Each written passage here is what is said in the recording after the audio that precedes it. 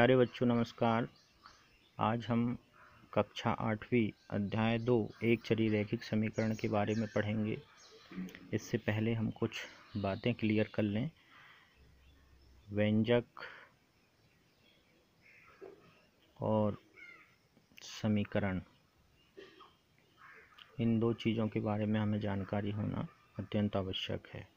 देखिए बच्चों, जैसे अगर 2x लिखा है तो ये व्यंजक है। 2x धन 5 लिखा है तो भी ये व्यंजक है। कोई भी व्यंजक चर एवं अचर की गणितीय संक्रियाएं कहने का मतलब धन, ऋण, गुणा, भाग, इन संक्रियाओं से अगर चर और अचर राशियां एक दूसरे से मिली हुई हैं तो ऐसे पद को हम व्यंजक कहते हैं। व्यंजक एक पद वाला भी हो सकता है, जैसे ये एक पद वाला व्यंजक हमको दिखाई दे रहा है। ये दो पद वाला व्यंजक है। पद में धन और ऋण के जो चिन्ह होते हैं वो व्यंजक को पदों में विभक्त कर देते हैं। एक पद वाला व्यंजक द्विपद व्यंजक, त्रिपद व्यंजक भी हो सकता है। ये त्रिपद व्यंजक भी हो सकता है। जब इन व्यंजकों, बच्चों ये व्यंजक की बात हो गई, लेकिन समीकरण क्या होता है? समीकरण जैसे अगर हम 2x बराबर 5 लिख दें तो ये समीकरण है। ये समीकरण की मुख्य पहचान ये होती है कि इसमें मध्य में ये बराबर का निशान होता है। समता चिन्ह इसको कहा जाता है, समता चिन्ह कहा जाता है। हम यहाँ देखते हैं तो इनमें कोई भी बराबर का निशान नहीं होता, लेकिन समीकरण में ये बराबर का निशान होता है। तो हमें एक चरी रैखिक समीकरण पढ़ना है। अब एक चरी जैसे चर के x, y, z, a, b, c, d, ये जो हमारे 26 अक्षर हैं अंग्रेजी में, ये चर राशियाँ कहलाती। चर इसलिए क्योंकि इनके मान जो रहते हैं वो परिवर्तनशील रहते हैं, बदल सकते हैं, इसलिए इनको चर कहा जाता है। और ये 2, 5, ये जो जितनी प्राकृत संख्याएं गिनतियाँ लिखी रहती हैं ये अचर राशि कहलाती हैं। तो चर अचर राशि जब गणितीय संक्रियाएं योग, ऋण, गुणा, भाग इत्यादि संक्रियाओं से जुड़े रहते हैं तब हम उनको क्या कहते हैं? व्यंजक कहते हैं। और जब एक या दो से अधिक व्यंजकों को जब हम इस प्रकार व्यवस्थित कर देते हैं कि उनके मध्य में एक समता का निशान होता है तब हम उसको समीकरण कहते हैं। समीकरण एक चर वाला भी हो सकता है, दो चर वाले भी हो सकते हैं। और चर की घात को अगर हम देखें तो इसकी घात अभी कुछ नहीं, मतलब x की घात कितनी है? 1 है। ये भी समीकरण हो सकता है, ये भी एक समीकरण है, लेकिन इसमें चर की घात कितनी है? 2 है। तो बच्चों अगर किसी समीकरण में, वो भी कैसा हमें पढ़ना है अभी कक्षा 8वीं में, एक चरी मतलब ये x केवल है ना। अब ये ज़रूरी नहीं है कि 2x बराबर 5, अगर ये 2x धन x बराबर 5 भी हो सकता है तो भी ये एक चरी रैखिक समीकरण है। ये भी एक चरी रैखिक समीकरण है और ये भी एक चर वाला रैखिक समीकरण है। परंतु इसमें हम ये देखते हैं कि इसकी घात 2 है, इसमें इनमें घात 1 है। तो ऐसा समीकरण जिसमें चर की जो घात होती है वो अधिकतम 1 होती है तो उसको हम रैखिक समीकरण कहते हैं।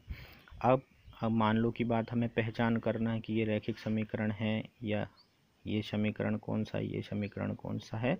तो इसके लिए बच्चों हम घात का निरीक्षण करेंगे, घात को देखेंगे कि घात इसकी कितनी है। अगर घात, अधिकतम घात चर की 1 है तो वह रैखिक समीकरण होगा, और अगर अधिकतम घात 2 है तो फिर वह रैखिक समीकरण नहीं होगा। घात 3 है तो भी रैखिक समीकरण नहीं होगा, फिर उनके नाम बदल दिए जाते हैं। घात 2 वाले समीकरण को वर्ग समीकरण कहा जाता है। अगर इसकी घात 3 है तो भी ये रैखिक समीकरण नहीं है। तो ये रैखिक समीकरण नहीं है, ये भी रैखिक समीकरण नहीं है, लेकिन ये रैखिक समीकरण है क्योंकि इसकी अधिकतम घात कितनी है? 1 है। इसकी 2 है तो नहीं है, 3 है तो नहीं है। तो बच्चों इस प्रकार से हमने समझा कि हमारा एक चरी रैखिक समीकरण मतलब ऐसा समीकरण जिसमें चर की अधिकतम घात कितनी होनी चाहिए? 1, उसको हम रैखिक समीकरण कहेंगे। ठीक है बच्चों।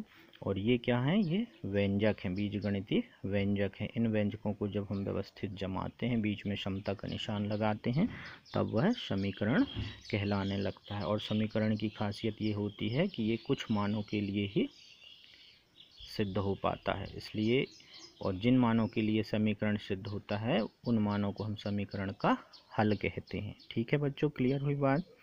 चलिए आगे चलते हैं, हम प्रश्नावली के कुछ सवाल लेते हैं, इनको समीकरण को हल करना हम सीखेंगे। तो पहला सवाल हम लेते हैं प्रश्नावली 2.1 का पहला सवाल हम उठाएंगे और पहला सवाल है x धन 2 बराबर 7। ये समीकरण है, पहली पहचान। समता का निशान देखें तो वह समीकरण है। ठीक है बच्चों, चलिए इस सवाल को हल करेंगे। तो इसकी दो विधियां हैं। एक विधि तो ये होती है कि हम, ये कहलाता है इसका लेफ्ट हैंड साइड और ये कहलाता है राइट हैंड साइड और ये कहलाता है लेफ्ट हैंड साइड। तो इसको हल करने के लिए हम, एक विधि ये हो जाती है कि इस साइड से कुछ मानों को धीरे धीरे करके हम इस साइड से कम करते जाएंगे। कम करने का मतलब, जैसे यहाँ पर ये अभी बराबर है, बराबर का मतलब दोनों पक्ष इसके कैसे हैं, बराबर हैं। जिस प्रकार से एक तराजू होती है ना बच्चों, तराजू में दोनों साइड दो पलड़े होते हैं और जब हम ये दोनों पलड़े बराबर इक्वल हो जाते हैं तब हम कहते हैं कि दोनों साइड रखे सामान और जो बाट रखे होते हैं उनका मान कैसा होता है, बराबर होता है। बराबर करने के लिए इसी प्रकार से इक्वेशन की स्थिति यहाँ पर भी समीकरण में होती है। लेकिन अगर हम कोई चीज़ इधर रखेंगे तो दूसरी चीज़ इधर का मान भार बढ़ जाएगा, ये ऊपर हो जाएगा, तो फिर उतना ही अपन को इधर रखना पड़ता है संतुलन बनाने के लिए। तो संतुलन बनाने के लिए हमें ये दोनों साइड के भार बराबर रखने पड़ते हैं। ठीक वैसे ये समीकरण एक तराजू की भांति होता है, इसमें भी संतुलन हमको बनाना पड़ता है। अगर इस साइड हम कोई चीज़ देते हैं, जोड़ते हैं, गुणा करते हैं, भाग करते हैं, तो इस साइड भी हमको करना पड़ता है। ठीक है बच्चों, चलिए इस समीकरण को हल करते हैं। तो देखिए इसका हम क्या करेंगे, इधर धन 2 है, धन 2 को हमें अलग करना है, इधर से हटाना है इसको। तो हम क्या काम करेंगे, यहाँ से देखिए धन 2 में से अगर हमको 2 को हटाना है तो हम यहाँ ऋण 2 करेंगे और 2 से 2 कट जाएगा, मान 0 हो जाएगा। ठीक है, हमें चर राशि का मान हल करना, समीकरण को हल करना मतलब होता है ये जो चर राशि सवाल में जो भी दी गई है उसका मान हमको निकालना है। तो पहले हम 2 को यहाँ से भगाएंगे, तो इसके लिए हम क्या करें, ये धन 2 में यहाँ ऋण 2 कर देंगे, मतलब यहाँ से ऋण 2 को हटाने के लिए हम ऋण 2 कर देंगे। तो ये जो हमने अभी बताया कि इधर जो भी करेंगे हम इस साइड में लेफ्ट हैंड साइड, वो इस राइट हैंड साइड में भी करना पड़ेगा। तो इधर से भी हम ऋण 2 कर देंगे। इस प्रकार से ये तो कैंसिल हो जाएगा, x बराबर से ये बचा 7 में से 2 घटाएंगे तो 5। इस प्रकार से x का मान आया 5। अब इसकी जांच करनी है तो हम जांच भी कर सकते हैं कि हमारा उत्तर सही आया कि नहीं। तो हम ये x धन 2 बराबर 7 समीकरण में x की जगह x का मान रख देंगे और इसको हल करके देखते हैं 7 आता है कि नहीं। 5 और 2 7 और इस साइड भी 7, तो दोनों पक्ष कैसे हैं, बराबर हैं। तो हमारा उत्तर कैसा है, सही है। इस प्रकार से उत्तर की जांच की जाती। तो बच्चों एक विधि ये हुई है ना। इसी सवाल को हम दूसरी विधि से भी हल कर सकते हैं। दूसरी विधि क्या है, पक्षांतर वाली है। पक्षांतर में बच्चों हमें पक्षांतर में कुछ बातें याद रखनी होगी। जब भी हम पक्षांतर करते हैं, क्या करते हैं, पक्षांतर, तो क्या होता है, चिन्ह बदल जाते हैं, चिन्ह बदल जाते हैं। कैसे बदलते हैं बच्चों, चलिए देखते हैं। अगर धन वाली राशि को हम एक साइड, पक्षांतर का मतलब होता है ये बराबर के निशान के एक साइड से दूसरी साइड राशियों को ले जाना या दूसरी साइड से पहली साइड राशियों को लाना, ये पक्षांतर कहलाता है। तो जब भी हम इधर से इधर ले जाएं राशियों को या इधर से इधर लाएं तो हमको चिन्ह उन राशियों के बदल देना है। जैसे धन वाले को हम ले जाते लाते हैं तो ये क्या में बदल जाएगा, ऋण में। ऋण वाले को लाएंगे ले जाएंगे तो ये क्या में बदल जाएगा, धन में। गुणा वाला क्या करने लगेगा, भाग। और अगर भाग वाले को हम लाएंगे तो गुणा में। तो धन वाला ऋण, ऋण वाला धन, गुणा वाला भाग, भाग वाला गुणा में बदल दिया जाता है। तो चलिए इस पक्षांतर का उपयोग करके हम ये सवाल को हल करते हैं। तो x धन 2 बराबर 7 है, तो हमको क्या भगाना है, 2 को भगाना है, उस साइड पक्षांतरित करना है। तो हम लिखेंगे पक्षांतर करने पर क्या हो जाएगा, 2 को हम उधर ले जाएंगे बच्चों, तो x बराबर ये बराबर 7, जो दी गई राशि वो रहेगी। अब ये 2 उधर जाएगा तो धन वाला 2 ऋण बन के जाएगा।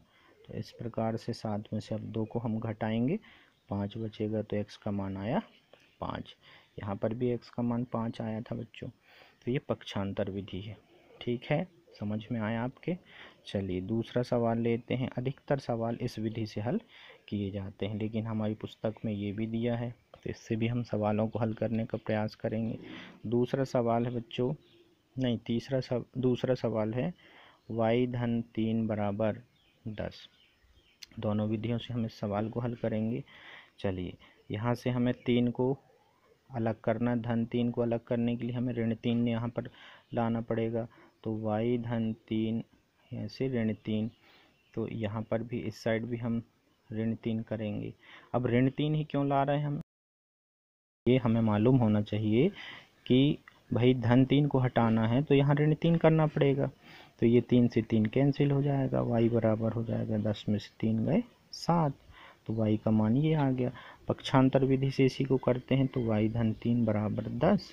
तो हम 3 का पक्षांतर करेंगे, लिखेंगे भाई पक्षांतर करने पर, तो y का मान आ जाएगा 10 ऋण 3, तो y का मान होगा 7। देखिए दोनों विधियों से मान सेम आते हैं। ठीक है बच्चों, अगला सवाल अपन लेते हैं। ये सवाल ले लेते हैं अपन। तीसरा सवाल ले लेते हैं। 6 बराबर z धन 2।